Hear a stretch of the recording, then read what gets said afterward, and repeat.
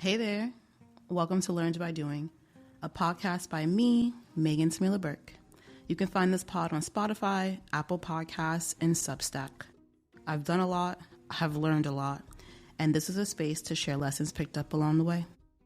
I'm reading a book right now called Getting to Yes, and there's a piece of the book that I read yesterday morning, and I thought, I got to read that to them. So today I'm going to read it to you. And let me tell you a bit first about the author. So it's called Getting to Yes, Negotiating an Agreement Without Giving In. I'm reading it right now, so I can't tell you about the quality of the book. It has great reviews. I found it from TikTok. Shocker. Found it on TikTok. And it's written by Roger Fisher and this guy, William Ury. William Ury also has a book called Getting Past No, Negotiating in Difficult Situations. Let's go to Roger Fisher real quick. So I looked into him a bit. I know he was at Harvard as a professor, and I went to the website and I found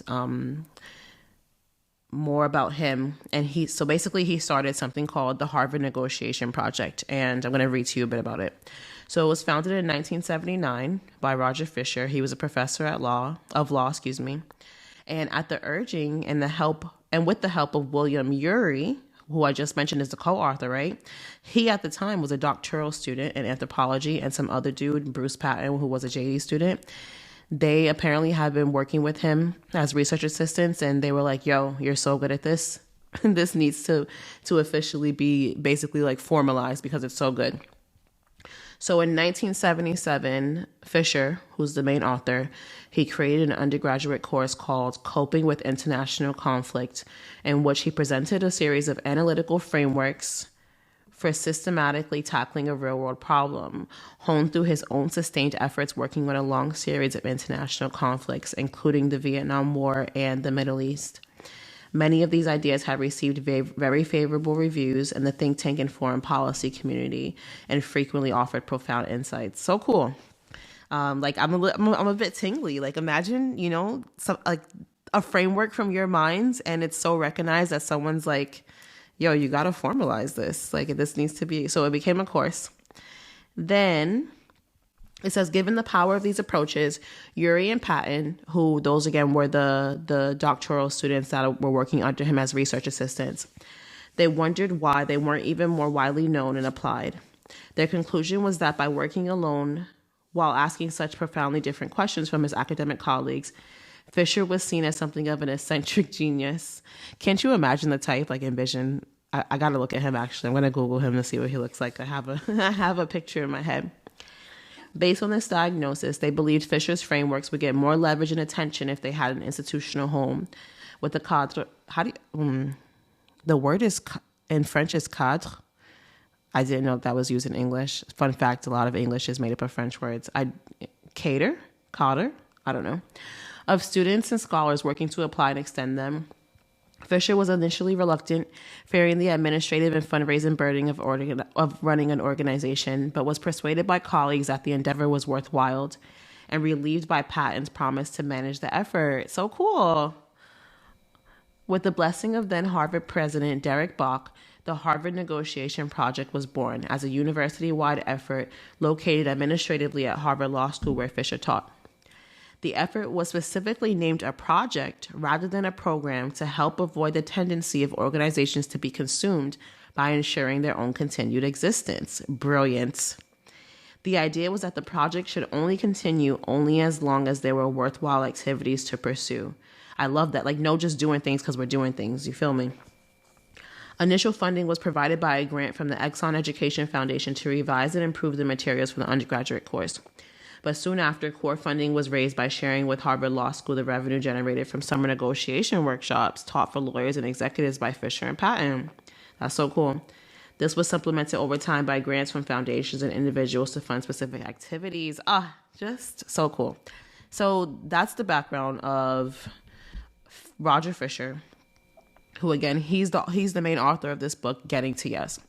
Now, in the book, how do I say this? Basically, the piece that I'm about to read you is about your positioning, the importance of not relying on your position or not even considering your position when you go into negotiations. That's actually his number one thing, is like, don't have a position, have mutual interests, basically, right? And so he has this table, and the table is basically outlining the problem and the solution. Now, under the problem, though, there you have two approaches to addressing a problem. You can have a soft approach or you can have a hard approach, right? So for each line, I'm going to give you the soft approach, the hard approach, and the principled approach. Basically, what he's saying is going off of merit, going off of common interest, not going off of, again, yeah, just, being firm on I'm this or I want this, instead just going into it focusing on the shared interests. So let's dive in. Soft. Participants are friends. So that's the soft approach. The participants are friends. So you're going into it thinking, we're homies, we can figure this out. The hard approach is the participants are adversaries. So you're like, you know what? I want this. They probably want this, whatever. We're beefing. I'm going to fight to the head. I want this. We're knocking heads. The solution really is that the participants are both problem solvers. And that makes a lot of sense to me. Next one, soft approach. The goal is to have an agreement. The hard approach, the goal is victory. I need to win this. The principled approach is the goal is a wise outcome reached efficiently and amicably. Next one, soft approach. Make concessions to cultivate the relationship. So go into it already offering things that'll work to their benefit. So they soften up and you guys can come to some type of negotiation. The hard approach demands concessions as a condition of the relationship. So I'm not even going to talk to you unless I get this or we're clear on this from the jump before we even dive into this conversation. The principled approach, separate the people from the problem. He also mentions in the book to go soft on the people and hard on the problem. Oh, that's the next line. Oopsies. So the soft approach, be soft on the people and the problem. The hard approach, be hard on the problem and the people. The principled approach is to be soft on the people and hard on the problem. And I really, really like that. Soft approach, trust others. Hard approach, distrust others. Principled approach is proceed independent of trust. It's like, wow, what a concept, Just, it's not even about who you trust or who you don't. Just figure out an agreement. Love that. Soft approach, change your position easily. Hard approach, dig into your position, stay firm. The principled approach, focus on interests and not positions. Soft approach, make offers. Hard approach, make threats. Principled approach, explore interests. What if we approach this from curiosity? Soft approach is to disclose your bottom line right from the jump. The hard approach, mislead as to your bottom line. So you're actually keeping your bottom line close to the chest. Is that how you say that? Close to the chest? I think so. The principled approach, avoid having a bottom line and just go into it with an open mind. Soft approach, accept one-sided losses to reach agreement. Hard approach, demand one-sided gains as the price of agreement. So meaning we can't even begin to come to an agreement or to consider this a successful negotiation if I wasn't the one who, quote unquote, won.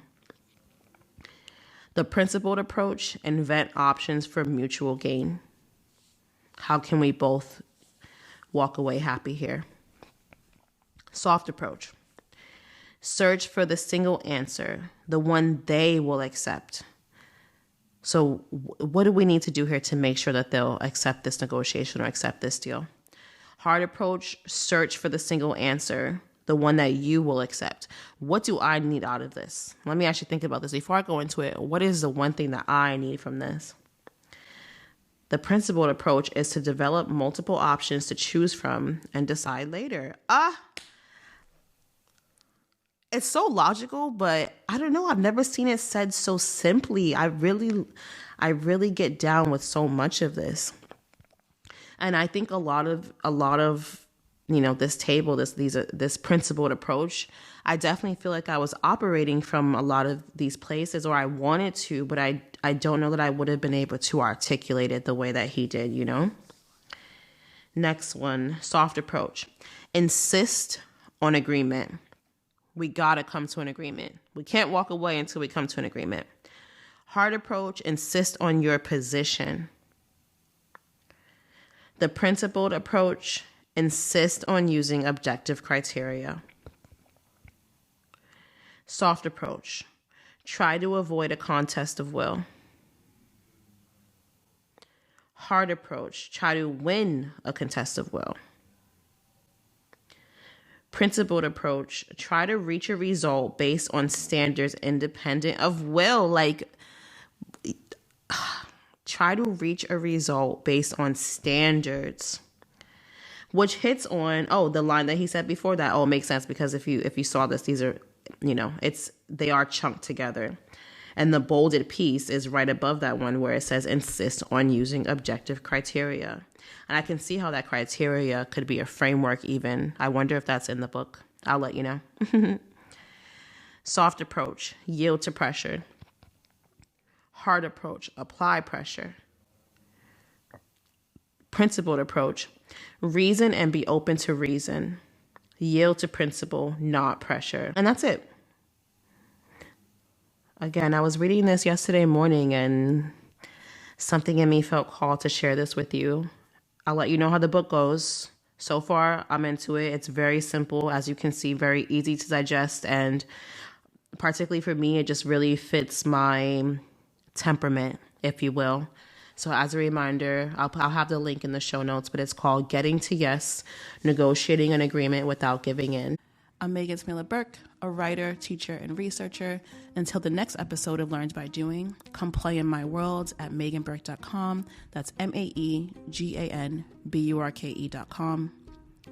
See you soon.